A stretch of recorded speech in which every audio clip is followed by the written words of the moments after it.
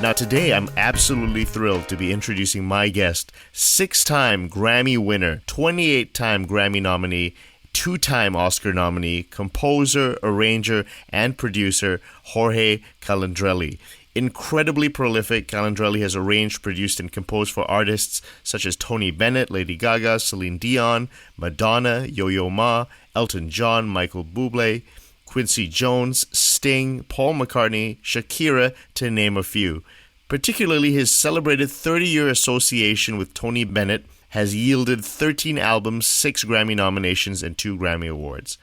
As both composer and orchestrator, Calandrelli has been involved in films and television. His most recent TV score, The Rain, co-composed with Kuni Murai, a 4-hour docudrama, premiered in 2010 for Japan Television. Ang Lee's Crouching Tiger, Hidden Dragon, Steven Spielberg's The Color Purple, The Billionaire Boys Club, Tron, Stanley Kubrick's The Shining, Sola, The Great Mouse Detective, and I'll Be Home for Christmas. ASMAC, the American Society for Music Arrangers and Composers, honored Calandrelli with the 2014 Golden Score Award for arranging, the highest award that could be given to an arranger in the USA. Jorge, it's a great honor to have you on the show today. Thank you, Nick. It's my pleasure. Now, I want to start right at the beginning. You've said that you've started playing the piano at the age of 4 by ear. Quick question, do you have perfect pitch? No, I don't have perfect pitch. Thank God. Because apparently, I have some friends that do have perfect pitch, and they suffer enormously many times. Like if they have a piano that is perfectly tuned, but it's a little low from the universal A, they hear it all out of tune. In my case, if the piano is tuned in itself, by itself, I don't care if it's a little higher or lower. Like in London, they usually tune the piano to 444 or 443 instead of 440, which is the United States. So people with a perfect pitch suffer when they go to London. So at the age of 4, you just were picking up melodies. You have good relative pitch, so you were picking up things by ear and just picking them out on the piano. And this went on for a couple of years. So you just naturally went to the piano. Did anybody tell you to go to the piano? Well, you know what? In my family, it was a very, very cultured family in the sense that my father was a physician, and he loved music and loved literature and arts and everything. And my mother was a wonderful, although she was not a professional, she was a wonderful classical pianist. And she would play Debussy, Ravel since I was a kid. So I grew in a very musical environment. And, and we were 6 brothers and sisters. And my father always had for dinner people invited, like a philosopher, a mathematician, a historian, a painter, a sculptor, that kind of thing, because he loved that. And we had 2 grand pianos in my house that were back to back. 2 grand pianos? Wow. 2 grand pianos, yeah, Steinway and a Blüthner. Old pianos, but they're beautiful. So since I was a kid, I could barely reach the keys, 4 years old. And I would be playing little things. And one day my grandfather says, "What are you playing? What is that?" I said, "Well, that's something I just invented." I didn't say compose. I didn't know what it was. I said, "You just invented." And it was a little valse kind of thing, melody with the chords and something. And my grandfather was impressed. He said, "You really do? Can you play it again?" He couldn't believe it. And that's the way the whole thing started. And since that moment on, I just kept playing and playing by ear. And you know what? As you were asking if I have perfect pitch, I have a very good relative pitch. I mean, like when many years after, when I went to some, courses in the University in Buenos Aires, and they would do that year training, starting with 1, 2, 3, 4, 5 chords, very dissonant chords. I would immediately say ta ta ta ta ta all the notes. I can tell that. If they give me a reference A, I can tell you anything.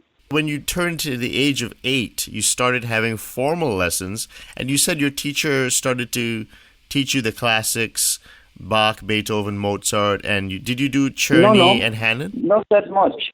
Yeah, not that much, not Beethoven, no. He was basically teaching me Czerny, Hanon, and maybe some Bach inventions we did, and very easy Mozart pieces. That was basically it, not more than that. And how long did you have that teacher? Well, I had that teacher for like 2-3 years. But the problem is I didn't respect him really musically because I didn't like the way he played the piano. Right. He would play Chopin, put the pedal down, it was a mess. So I hated that. So therefore, if you don't respect your teacher, you cannot learn. Right. So then that's why years after, when I started studying piano for real, I went to a wonderful teacher, Guillermo Iscla, which was from the Brandenburg School, and I really learned there. There I started playing Beethoven and Bach and Mozart and Ravel and everything. How old were you when you studied with Guillermo Iscla? Well, that's the thing. I started kind of late because after those elementary lessons I took like for 3 years or something, I took off on my own, playing by ear, and right. When I was 17, I was already playing professionally. That's really amazing. So there's a big jump there from when you jump from your first teacher to playing in your own trio and touring Europe. So I'm kind of wondering, so how did you self-teach yourself? What records were you listening to? First of all, when I started playing piano, I remember my first discovery was the Nat King Cole Trio. Okay, because my father brought from the States an album of Nat Cole with his trio. Nat Cole was a very good pianist.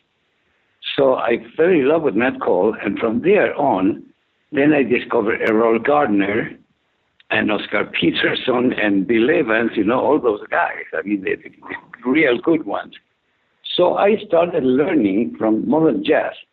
I never really went through Dixieland or any of that stuff. My first thing was from modern jazz on, okay? So that's how I started playing. And then I started, playing with friends as I grew up, and we would do little groups that were not that great at that time, but that's the way I started playing, learning. In school, we had a little band. That was a disaster, but I played my music. Now, did you have any mentors in your teenage years that you admired, or friends, older people who or professionals that you liked in Argentina? No, not really, because my father actually, he played by ear, tangos and things like that by ear in the piano. And I had an uncle that was very, very good by ear, also played by ear, but very, very well. He was even a friend of Piazzolla. I admired my uncle, that was so good. But I never really had a chance to mingle with professional musicians until I was at least 17. That's where I started going to the world. And when I was 18, all of a sudden I became the pianist of one of the most famous bolero singers in Argentina, was called Roberto Garcia. And because Roberto was very musical, and boleros are a style of music that it's kind of like the jazz ballads, like the same kind of harmonies of tenderly and, those standards. It's like the American standards of Latin America. And he loved the way I played. I mean, I was 17, 18 years old. He said, "I want you to be my pianist." I said, "You're kidding me." That's amazing. I didn't even read the music very, very well at that time. He said, "I don't care." And we rehearsed, and all of a sudden I started playing with Roberto Llanes in Buenos Aires in very important clubs and concerts. So all of a sudden I was a professional musician, at 17 or 18. That's why I started so young, And I was playing really well at that time. I mean. Now, you brought up your dad. Is it true that every Saturday he would make you and your brother sit and listen to Richard Wagner for long stretches in an attempt to culture you because he was nervous that you loved jazz, And this resulted in you disliking Wagner for a long time before you eventually rediscovered him. Exactly. And, my brother, too, loved jazz. And he was not a musician, but he had a very good musical ear. And he played guitar by ear very well. I mean, so like kind of bossa nova chords and stuff. So my father was really nervous about our musical, perverse musical tendencies. And because, he was first of all, he was a classical music lover. He would even have, every year, I remember we had permanently a balcony in the Teatro Colón for the operas. That's why I never liked operas, because I had to go there since I was a kid, they would take me to see. And some operas it was not, if you like jazz, opera is a genre that is difficult to absorb, especially with the way they sing. And then operas can be very, very heavy for a kid, But I loved, always I loved Puccini. Puccini was my favorite composer. So when they did Tosca, then I was like, oh, please, I want to go, because that's what.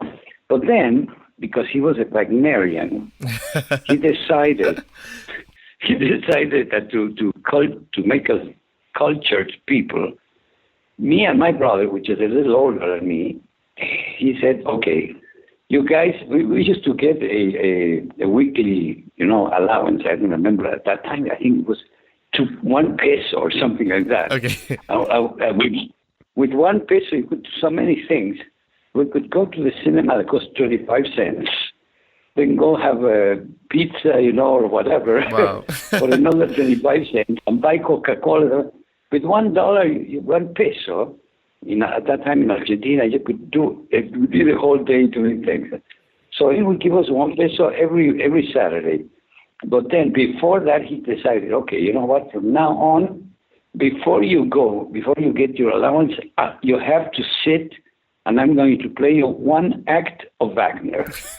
And we were, no, Dad, come on, please, don't sit down. And so we had to sit there, and it was the Nibelung Ring and the Valkyrias and Tristan and Isolde. Oh my gosh!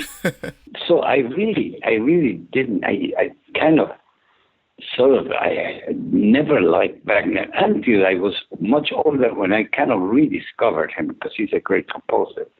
One day I remember I went to a theater in Switzerland where they were playing, I think, Ravel, Daphne Krog, and they were playing The Rite of Spring of Stravinsky, which is one of my favorite pieces of all time. And then when I get to the theater, and that was a beautiful, like the Orchestre de la Suisse Romande with Pierre Boulez or something like that.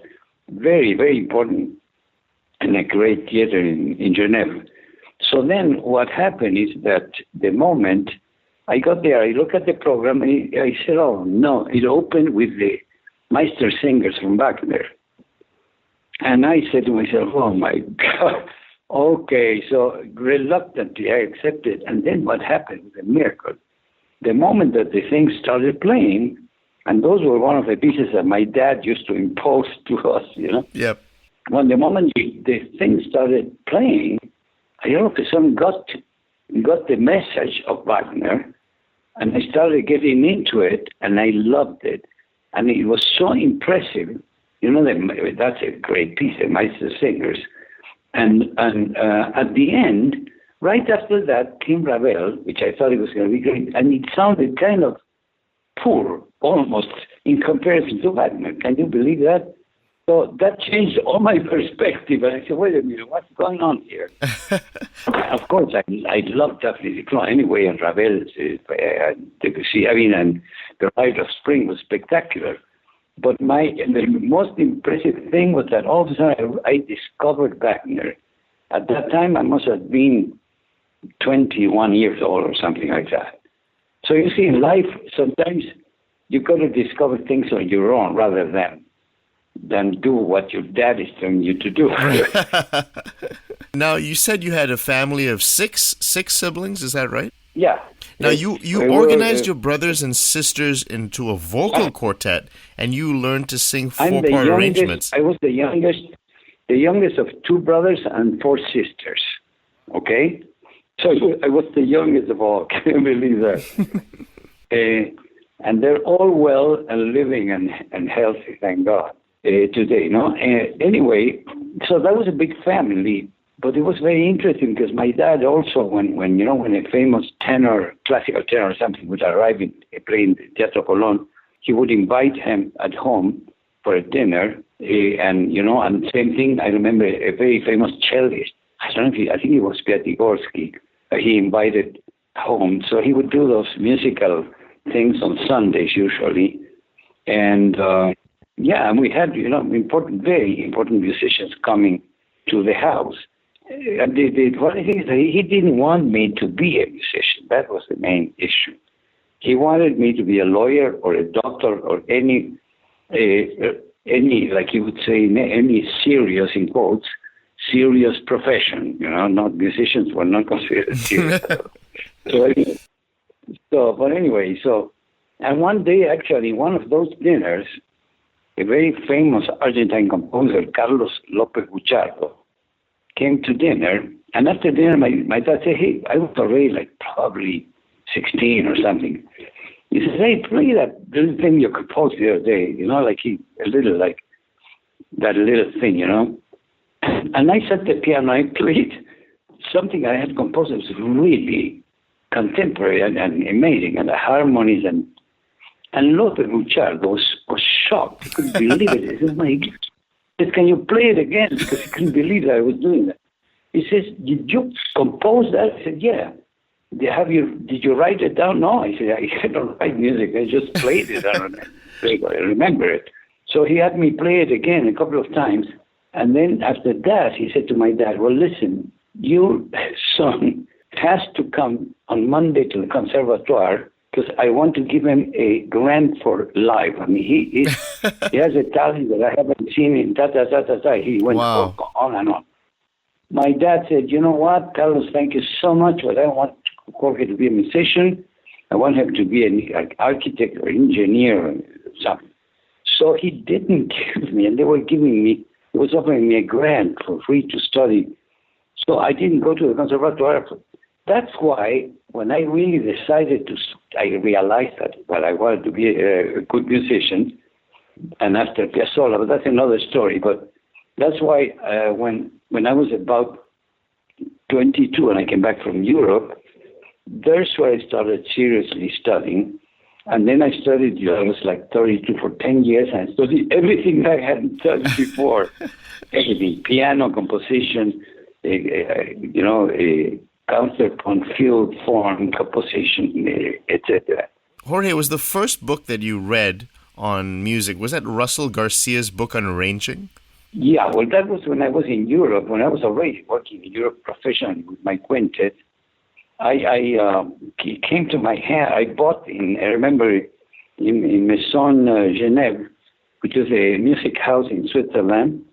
I bought the book of Composing and Arranging by Russell Garcia, and amazingly, it's a fabulous book. Until today, for me, it's probably the best book ever written. It's to such an extent that I learned how to arrange with that book before even studying everything I was telling you about. And I did my first arrangement for the radio in Switzerland without having ever studied anything but the book. With that book, and of course the coaching of the music director of the orchestra of the radio Genève. It was called a wonderful musician called Tony Bennett. He coached me. He says, I want you to write the arrangement, because he had heard my band. He loved it. So anyway, he coached me until finally he said, okay, now you're ready. And when I heard it for the first time, I was shocked. I couldn't believe what I was hearing. It was such an impression that very second, I decided that that's what I wanted to be, an arranger for the rest of my life. Can I ask you a question? Did you said you were very good at using your ear, but were you also a good sight reader by that time? No, absolutely not at that time. Sight reading is it's kind of a gift in a way, because in all my career, I've recorded best studio musicians ever in the world, there's not that many pianists that can really sight read perfectly. You know, like you put something that they've never seen and they would play it, not only with the right notes, or the right tempo, the right dynamics and everything. It's very difficult. There are very few. Like in Argentina, there were like two famous pianists that could do that, and no, maybe three or four, because one of my teachers, Gerardo Gandini, was famous for that. You would put anything in front of him, he would just play it perfectly without any mistakes in the first reading. It was amazing.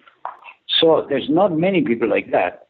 And like even in Los Angeles, you know, which is the site of the world, one of the most important places for studio musicians, there's not so many. Like Ralph Grierson was one of them, maybe Mike Lang. And right now I'm working a lot with Christian Jacob, which is French, and he graduated with honors in the Conservatory of Paris, and he plays jazz like fabulously and sight reads anything. You go in front of it perfectly.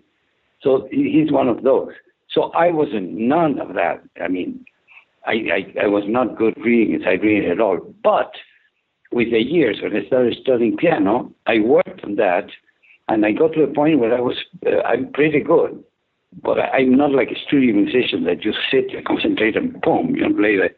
But I can read anything, no problem, nowadays. Now, at age 22, you went back to Argentina and you met Astor Piazzolla, and he heard your trio. Yeah. And he was the one who told you to seriously study music. But your dad also told you to really study. Your dad told you that if you were going to be a musician, you better study everything in music from the beginning to the end and really master the craft. Yeah, when he realized that I was really serious about it, and he saw how I was playing and everything. I remember he once, when I was like 19 or something, one day I invited him to a concert where I was playing a jazz concert. I was playing with a quartet that was very much like a modern jazz quartet, no? We just played that kind of repertoire, Piper on piano, bass, and drums. And he went to the concert. The concert was in the military circle, like in the military club. And he was a lieutenant colonel in the army, besides being a physician. And so he went in and was very impressed because what we were doing was very sophisticated and super well rehearsed, and it sounded incredible, and people loved it. And so he realized at that point that I was serious about being a musician. So that's what he said to me, before I went to Europe. And he says, look, if you're going to be a musician, you better study everything from A to Z, everything that's in the book, everything. Otherwise, you'll end up being, like a cabaret piano player, and that's not a good destiny. But if you become a serious musician, you'll have all my support. So that was the first thing. And then after that, when you told me that I met Piazzolla, what happened is I was playing at this beautiful club called 676, which is 676, in Buenos Aires, very elegant club. And the center star was the quintet of Astor Piazzolla. That was absolutely unbelievable. It sounded it was like incredible. I was playing there in the same club with my trio, playing jazz. But when we would play, people are talking, when the Astor Piazzolla came that was the show. Silence, lights, everything. And so Piazzolla one day came to me and said, hey, I love the way you play, man. I mean, those chords and incredible. He said, have you studied music? I said, no, not really. I play by ear. And he said, you're kidding. He said, you're kidding because you're playing. It's very, very, very complex. He said, let me ask you one thing. And he says, you know what? You have to study music. That was like an order. And I said, really what? I said, I'm 22 years old. He says, doesn't matter.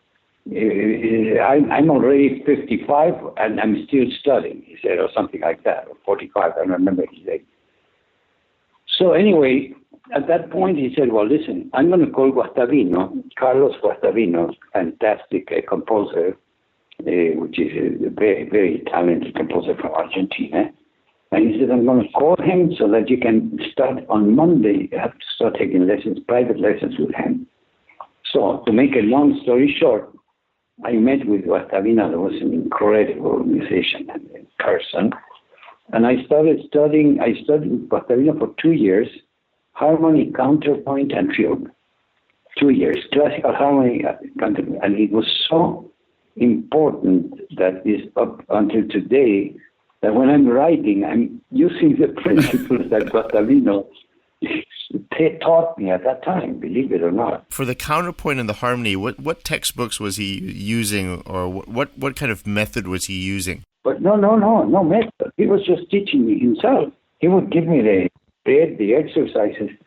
He was an amazing musician. First of all, he could sit in the piano and improvise in the Bach style. If you give him a theme, 5-6 notes, he would create a fugue as improvise the fugue in the moment. That's incredible. And he would be telling you, as he would play, he would tell you, now here comes here, and there's a basso continuo, and blah, blah, blah. He would explain the form of the fugue as he was playing, improvising. Now, he was a monster, you see. Yeah, it's very rare to find musicians who can do that nowadays, especially improvise in the style of Baroque or any of the styles using the theory. Very difficult. That's why he was amazing in that sense. He would, for instance, those old pieces that were, from the Baroque time, that they would have only one line in the bass, and then those chords that were like 6, 4, 3, 2. Oh, the third bass, the figured bass. Exactly. And you would put one of those, and he would start playing in the backside perfectly, with the basso continuo. So that's why he would create the exercises for me. And he was such a human, amazing person and culture and everything that at the end of a lesson, he would say, okay, for the next time, these are the things, do this and that. And then he would say, by the way, are you familiar with Gauguin?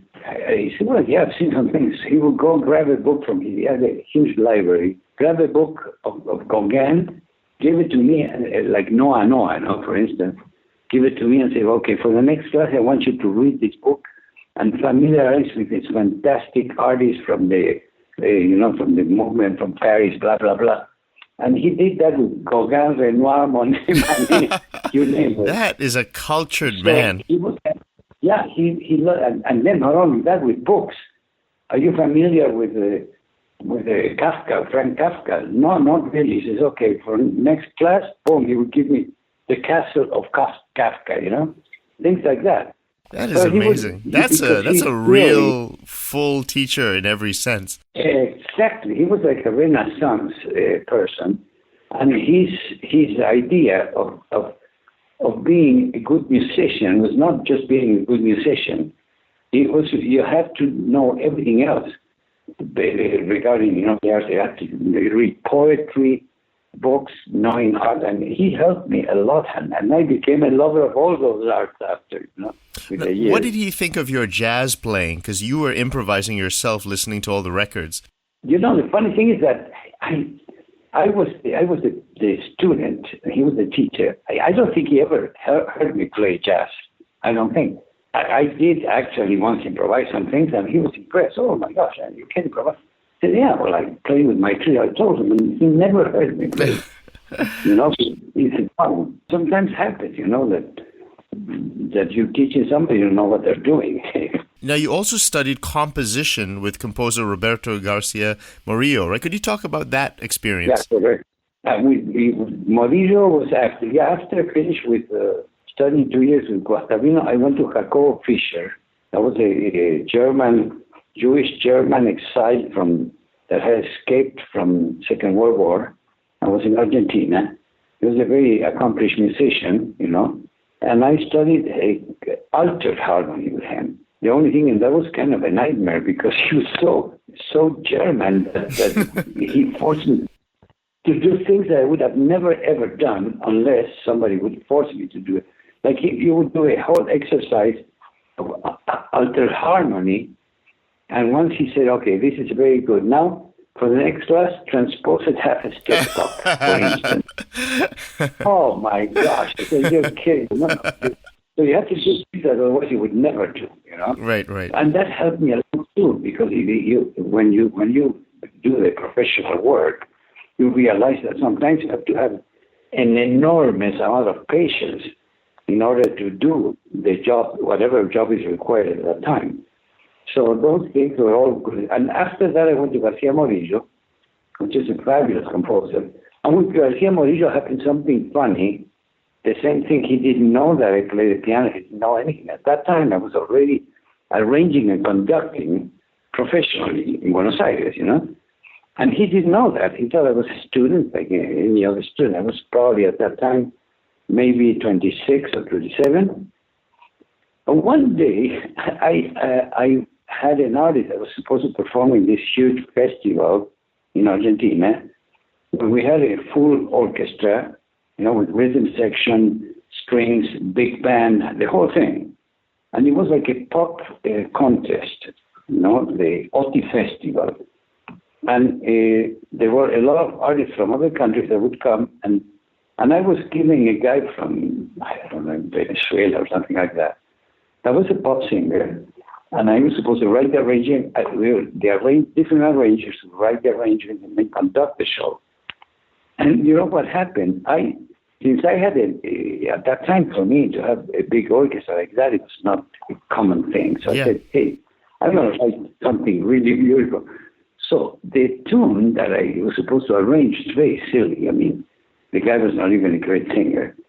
So, but we had this orchestra. So what I did, because of the title, I don't remember the title, was something about I see the sky in your eyes or something like that. So I said to him, look, I'm going to create an introduction that will set, the mood for your song. So I wrote an introduction that was kind of a completely Ravelian, with and the horns would come here and then the string and create a text. And then the guy came in. So I did that, and I didn't know that in the one of the judges for that festival was Garcia Morillo. Your teacher. So when he saw me, all of a sudden he sees his pupil conducting this incredible arrangement that sounded like Ravel. When I went to the next class, he says, wait a minute, was that you? I said, yeah, that was me. He says, you got to be kidding. You never told me that you're an incredible orchestrator, arranger. I mean, I can't believe. He says, from now on, we're going to completely change the approach, and I'm going to tell you what to do. How did the lesson change? What happened? Well, because then he started asking me much more than what he did before, because now he knew what I was capable of doing. So he didn't say, well, now I want you to orchestrate this in Scriabin style, that kind of a thing. That was different than before. So completely. So he took me to another level that was very good. And then my other teacher was Gerardo Gandini. That was the guy that I told you was an incredible sight reader. And he was an expert composer of contemporary music. He was the one that introduced me to that work, because at that time, after, Bartok and Ravel, I didn't like even Schoenberg or Berg. They were, for me, they were too weird. And then he opened up a new world, because he started getting me into knowing real, serious composers like Ligeti, Penderecki, Xenakis, blah, blah, blah, Stockhausen, And at that point, again, the thing expanded to another level.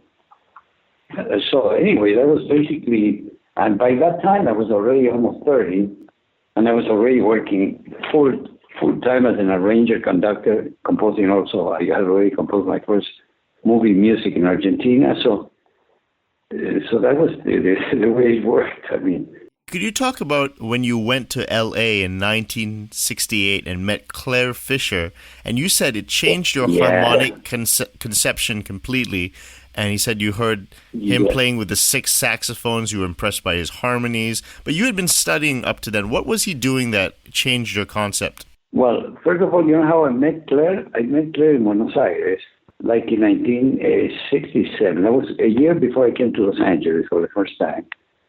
he went to Buenos Aires to do some concerts. And the manager, the promoter of his concert, was the same promoter of my concert. So one day she says, I'm bringing this guy from the States that is a fabulous musician and pianist, blah, blah, blah. Why don't you come to the rehearsal? You can listen to them. I said, oh, okay. Because I said, well, it must be a guy playing blues or something. When I went to the theater and heard Clare writing, it blew my mind in a way that you wouldn't believe it. So from that moment on, I stuck to him like I was his shadow. I went every day, saw him, picked him up to the hotel, take him here, there, and he kind of became my mentor. Even did a master class in my house where I still had the two pianos. Did a master class for all the jazz musicians from Buenos Aires in my house. And then we recorded an album together at that time it's called Fusión 2, means Fusion 2. And inside A was Clare Fischer, inside B was me with my trio and my quintet. So it was a very interesting, and I became real friends with him. So when I came to Los Angeles, I called him and he invited me to Dantes, where he was playing with his big band, where he recorded an album that I remember called Tresaurus. You probably know about it. And gosh, that big band was incredible. He had 6 saxophones, as you said, 4 trumpets, 4 trombones, and everybody, all the saxes, doubling woodwinds, and a fantastic rhythm section. His arrangements were unbelievable because, that was, and the guys that were there in that band were Count Candoli and all those, the super best players ever.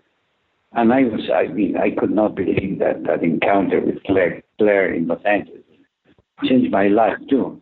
And then my harmonic concept, I changed also because he opened up, even in that master class that he gave in my house, he showed how his voicings were so special, And from that moment on, I just kept following him. And then I had him play in some albums that I produced as pianist. I hired him to play, and he was amazing. So, I had a very nice relationship with Clare. And even now, before he passed away, he recorded an album of the music of Orlando Gelbar, my friend. And in that session, he also recorded one of my tunes, which is amazing, which is called, In 5. That was a tune that I had composed with Fernando, and Clare did an incredible version, So, that's why. And I also worked with him in some projects, even when we did Chanticleer, which is a vocal group from San Francisco, fantastic vocal group. We did an album that was called So Many Stars or something like that. And Clare was doing like 2 arrangements, and I was doing 2, and some of the guys from the Hylos, top vocal arrangement. Yeah, and there's where we had an opportunity to see each other again and be together, in a project with Clare. Now let me switch over to your concerto for jazz, clarinet, and orchestra, which you said was a piece that opened many doors in your career. Yeah. One of the most important goals I had in writing my concerto was to be very honest in what I wrote and to pour all of my loves, passions, and influences from classical to jazz, which I had enjoyed and accumulated through my life, into my writing. Some of the biggest influences for me have been Ravel, Stravinsky, Bartók, William Walton, Gil Evans, and Clare Fischer, but there have been others as well. Now, talk about how old you were when you wrote that, how long it took you to write it. It is really a fantastic work. Thank you. And how, just your whole approach to writing that. Well, that was amazing because the way that started is because when I arranged for Eddie Daniels, Eddie was recording an album in New York, and he was doing it with a pop arranger, but all of a sudden there was one tune that needed strings, and the producer of that album, that was Héctor Estrada, that was my very good friend. I worked a lot with him in my career. He recommended me to Eddie. He says, no, Eddie, I want George to do this arrangement, period. And Eddie said, well, then tell him to do like something. And come to my house and play it before we commit. I want to hear what he has to say. So I wrote my first arrangement for him. That was called Forget the Woman. And I wrote a sketch of the arrangement in the piano and went to Eddie's house. And Eddie said, okay, let's see what you have. So I gave him the music. You know, Eddie's a fabulous sight reader, fabulous. Gave him the clarinet part, and I sat at the piano. I said, I'm going to do the orchestra. And it was a very intricate introduction, but I had to learn it because it was like. So I played the intro. Since I played the intro, he was already impressed. He says, oh my God, that's going to sound great with strings. And then he started playing. And he loved the chord changes and everything. And at the end of this, when he finished, he said, hey, George, man, love it. Gave me a hug. I said to Hector, you got it. We'll do this with George.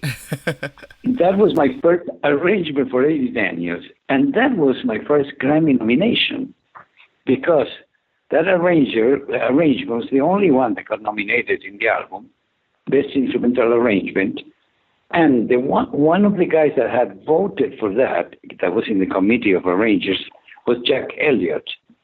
And Jack, I had the chance to meet Jack in Los Angeles, like a couple of years after that Grammy nomination. And when he knew that I was in town, he says, hey, I want to invite George for lunch and meet him. So we met with him in Beverly Hills. And Jack, at that point, said to me, George, you know, I liked so much what you wrote for Eddie that I was one of the ones that voted you for the Grammy so you could get your nomination.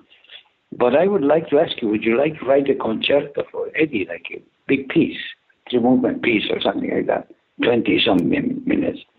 I said, well, absolutely, I would love to. He says, okay, well, you know what? I'm at this moment officially I'm commissioning you to write it, because he was the president of the New American Orchestra, and they would commission pieces to composers or especially arrangers. So he commissioned me the piece right there at that moment. And I remember at that time he said, you know, there's not a lot of money, but we'll pay you $3,500, I think it was, which at that time was not that bad. You know, it was he commissioned me the piece in 1984. Okay. And so anyway, he gave me 1 year to write it and orchestrate. That piece, I mean, it's really amazing. And Quincy Jones called you after hearing the concerto, and he said he loved it, and he wanted to get you involved in this Steven Spielberg movie, The Color Purple. Absolutely. That was the reason for it. You know why he called me? Because Dave Grusin, which is a fantastic musician, as you probably know, I mean, you must know him. Dave was at the premiere of the concerto, and he loved it. And he was at that time one of the owners of GRP Records. So when he heard it, he decided that he wanted to record the piece in Eddie Daniels' album in London. So we recorded the Clarinet Concerto with the Philharmonia Orchestra in London, in Olympic Studios, fabulous. And then, right after that, I've decided to move to Los Angeles. So I came to Los Angeles, and I had just moved from New York. And, you know, and I was sitting in boxes in my new house in Beverly Hills. Yeah. And wondering, well, what am I going to do? You know, I don't know anybody here, so it's not easy. And all of a sudden, the phone rings. And when I pick up the phone, I say, who's this? He says, hi, is it George? Yeah, I'm Quincy Jones. I thought it was a friend joking. I say, come on, who's this? He says, no, George, I am Quincy Jones. And I would stay in silence and say, really? He says, yeah, absolutely. Listen, I'm calling you because Dave Grusin has strongly recommended you to be part of the movie The Color Purple that we're filming with Spielberg. We're going to have an 85-piece orchestra, I explained. And I said, well, yeah, absolutely. And he says, are you available? I said, yeah, I am. And then he said, well, listen, I'm in a bungalow here in the Beverly Hills, in the Bel Air Hotel. We have a bungalow here. But you come right now? come and see me and I'll explain everything. So that's the way it started. So I composed really two important cues in the movie. And Quincy took some credit on that too, because the main themes were his, but I wrote every single note of the whole thing. And we recorded it in MGM, and Spielberg loved it. When I finished the last chord of the separation, which is like a 6.5 minute cue, and it was like a piece of music, like a concert piece of music, contemporary. He loved it so much that when I finished the last chord, he came out of the console, came up to the podium and gave me a hug in front of the orchestra. I said, George, welcome to Hollywood. That's history. Yeah, and after that, I get a call from a friend and says, George, congratulations. I said, for what? He says, you've been nominated for an Oscar. I said, come on, get out of it. He said, absolutely. Because I had gotten credit as composer at the end of the movie. No? Additional music composed by, and my name was there. And I got nominated for an Oscar. And then next thing that happens, I'm sitting in the Shrine Theater right next to Quincy and Spielberg and the other musicians that had participated at the Oscars, in a tuxedo. I mean, like a incredible dream. I never imagined that would ever happen. Jorge, we're running out of time, so I obviously we have to ask you about Tony Bennett. I mean, you're known for your highly acclaimed, award-winning collaboration with that legendary singer, and there's a grand range of albums that you've worked on together. Let's talk particularly about a couple of them. So, the famous Duets album, 2006. Could you talk about your Grammy-winning arrangement for Once in My Life that was with Stevie Wonder? Absolutely. That was amazing. The Duets album was incredible, an incredible experience, because I went to all the sessions with all these incredible artists, many of which I had already worked with, like Barbara and stuff. But I mean, in this case, that was the first time I ever worked with Stevie Wonder, and I wrote this arrangement that got me a Grammy. And I also got another Grammy with Queen Latifah in another duet of I think it was the second album. And, that did also that. She sang fantastic. The whole experience of the Duets album were incredible. But the whole thing with Tony actually started in 1986. It was 40 years ago or more, 42 years ago. Because that's another story. That should be another 1 hour interview. Yes, but please. For now, I'm going to give you the bottom line.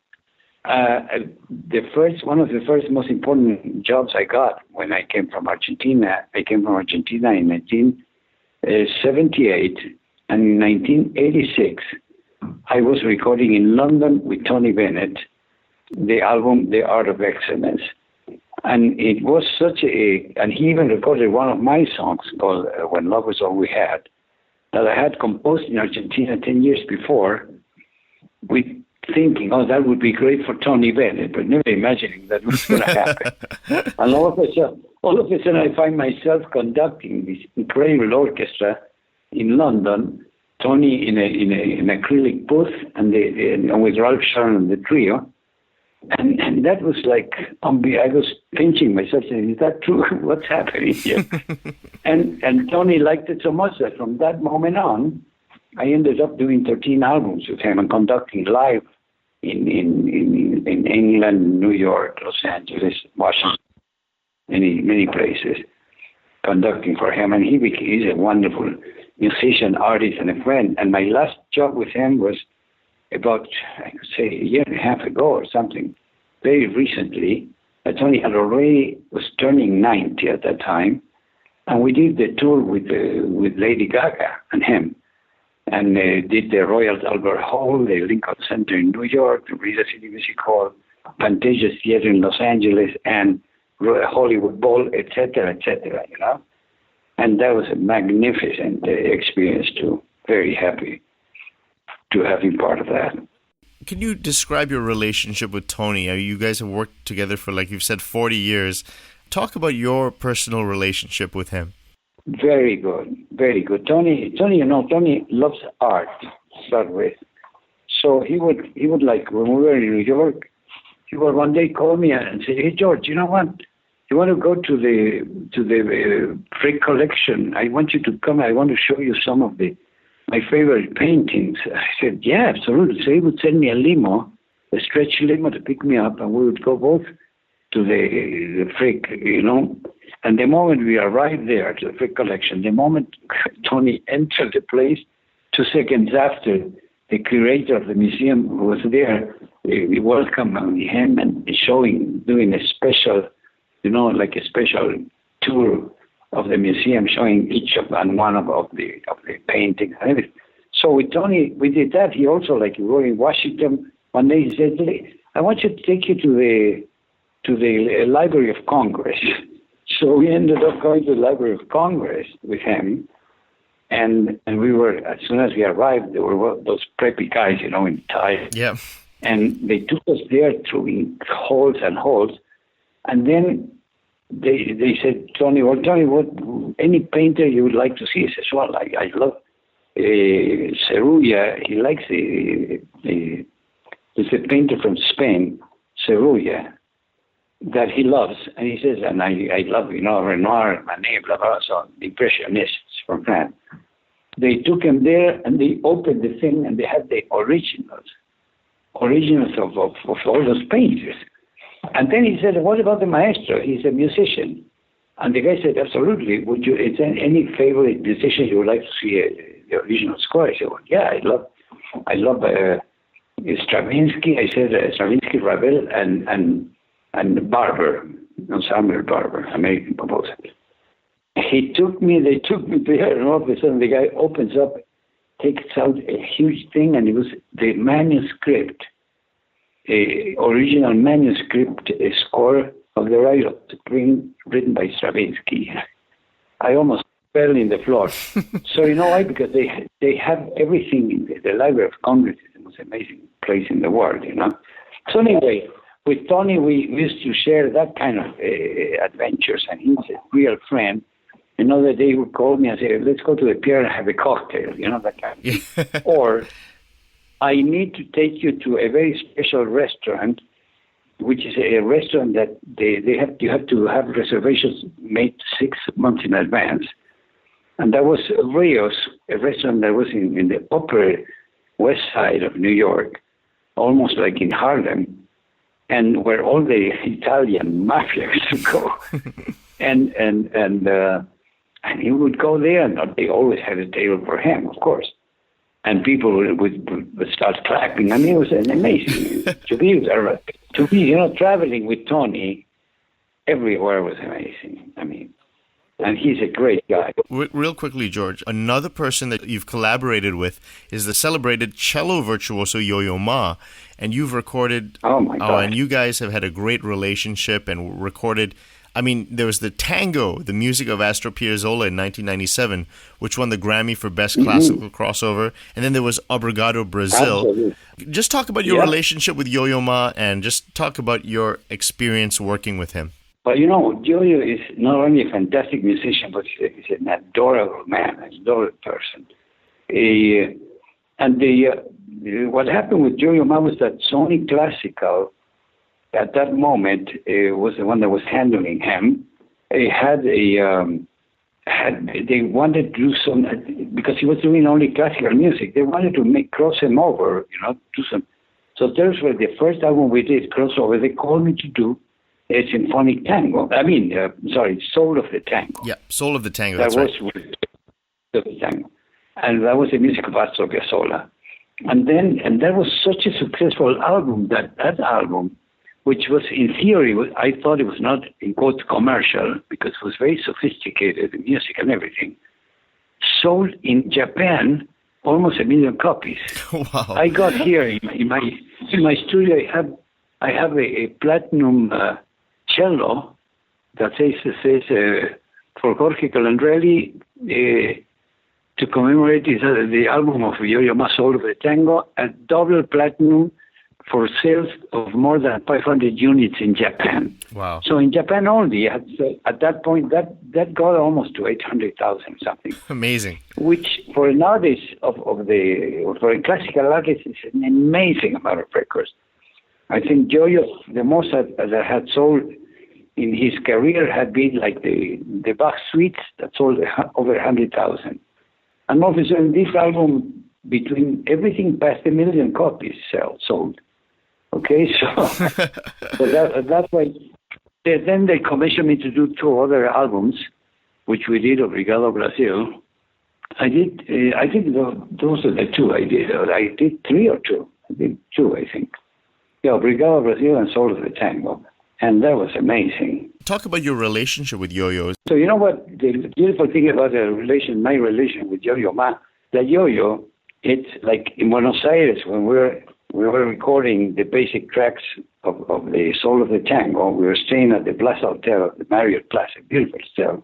And one night, everybody wanted to invite him here and there. And one day he said to everybody, no, I'm tired. I'm just going to go to the hotel. I want to relax. And then when he gets to the hotel, he says, George, don't tell anybody. Let's go have dinner, the 2 of us. So we had dinner at the Plaza, which has a beautiful restaurant. And he loved that Argentine wine called Catena Zapata. Yeah. So, which is it was at that time about $150 bottle. But it's a beautiful wine. And there we stayed there till 1 o'clock in the morning, Yep. Chatting. And he told me the story of his life. I told him the story of my life. And we became real friends. Real friends from that moment on. Now, the one last person I want to ask you about is that amazing album, A Time for Love, in 2010 with Arturo Sandoval. We got 2 Grammys, Producer of the Year, Best Instrumental Album at the Latin Grammys. Now, talk about that project, which really got a lot of critical acclaim and was very successful. That was very beautiful. It was beautiful, too. Arturo, I know Arturo for many years. And Arturo is a wonderful, wonderful musician. He was known first because of his playing, high notes, but he's a real sensitive player. He's a great jazz player. So when we did that album, A Time for Love. A Time for Love is a Johnny Mandel song, by the way, right? And that was the title of the album. And he said to me, look, I want gorgeous ballads, and I don't want any flashy playing or anything. I want just that and gorgeous strings. So we did this beautiful album, and when we presented the album at the Latin Grammys, I never thought it would even be voted for anything because it was too sophisticated. They were all American jazz ballads, gorgeously played with strings and everything. So how would you imagine that? And all of a sudden, we could not only get nominated, but we went to Las Vegas. We won altogether like 5 Grammys because I got 2 Grammys as producer and arranger, and producer and Best Instrumental, arranger. Yeah. Best Instrumental, exactly. Best Instrumental, and Arturo got, of course, those 2 plus another one, and then Greg Field got another as a producer, and the engineer got another. So altogether, we get probably more than 6 or 7 Grammys. We never, ever expected that to happen, never.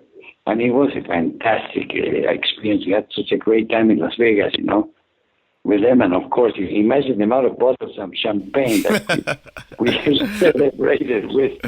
It's fantastic. Now, I guess to end off, I just want to ask you a couple of quick fun questions. Can you name me your top 3, this is just for fun, your top 3 classical composers? Well, it's going to be redundant, but my 3 most favorite composers, I would say classical composers, are Stravinsky, 1, Ravel is 2, and I would say Debussy, 3. Those are my 3 most favorite composers. Who are your favorite jazz pianists? Well, very easy. Bill Evans.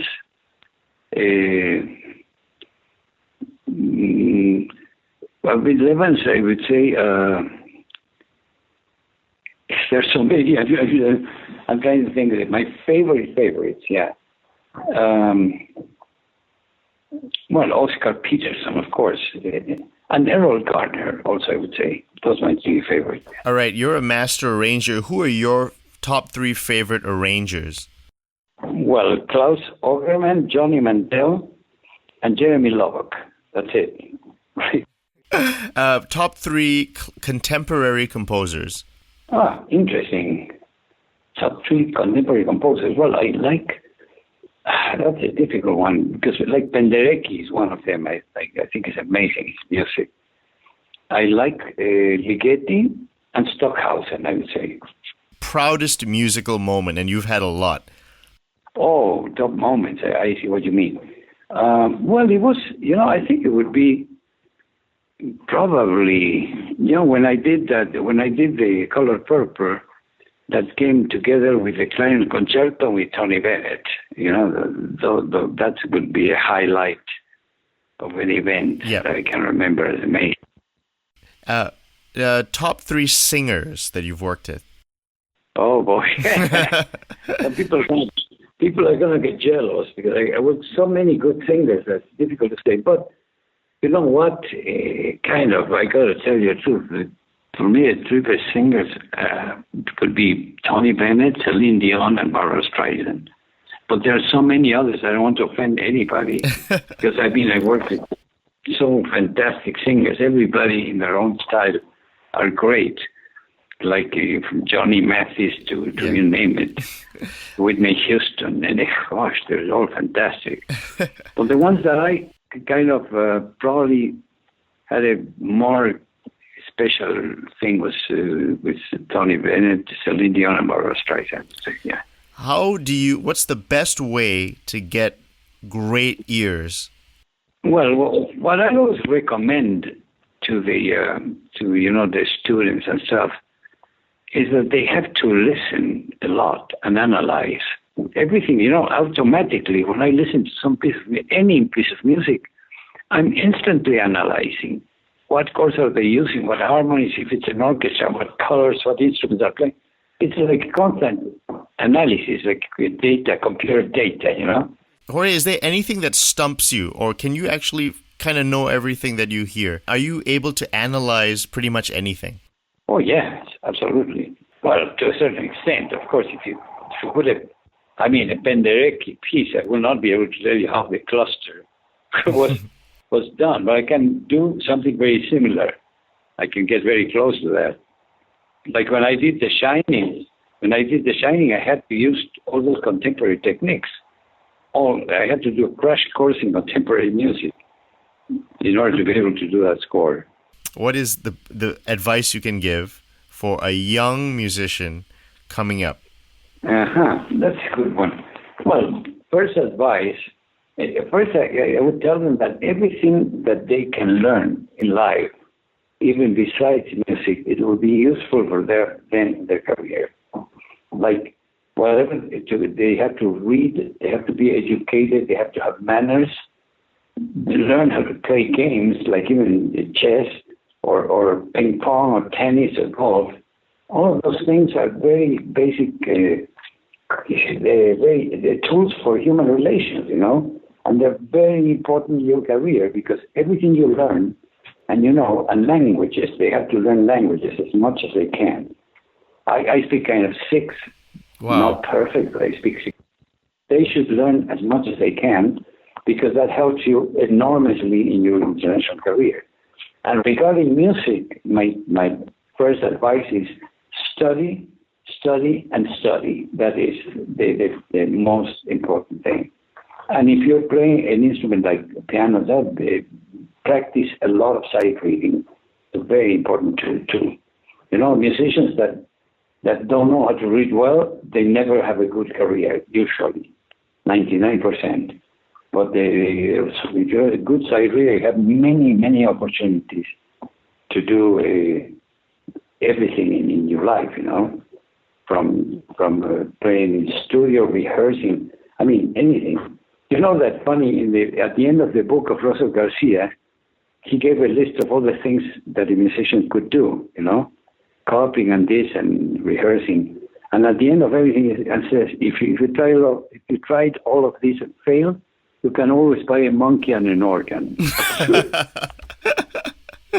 I love that. That's amazing that would be in the book. But it's in the book. That's just at the end of the book. It's brilliant. And you know that I had a chance to meet him in person because I was his fan number one. And he was Australian. I think, or New Zealand, Australian. And all of a sudden, a friend of mine said, you know what? Russell is coming to town in Los Angeles. He says, and he would like to meet you too, because I told him about you. Da, da, da. I said, oh my gosh, great. And you know what happened? He never made it because he fell sick and died. He was already he was in his 90s, mid-90s, something. So he never made it. So I lost the only chance I had to meet him in person because I was his fan number one. His book is brilliant. The Monkey and an Organ is amazing. Well, ladies and gentlemen, the legendary Jorge Calandrelli. I mean, what an honor to be able to speak to such a musical icon and legend. Thank you so much, Jorge, for taking the time. It's been such an honor, and I hope you had a good time as well. Thank you so much, Rick. And listen, I've had the time of my life. I could have been another hour with you. But anyway, and please say I send all my support and my love to young musicians that are going to see our interview, okay? Big hug. Thank you, Jorge. Have a great day. Bye now. Thank you. Same to you. Bye-bye.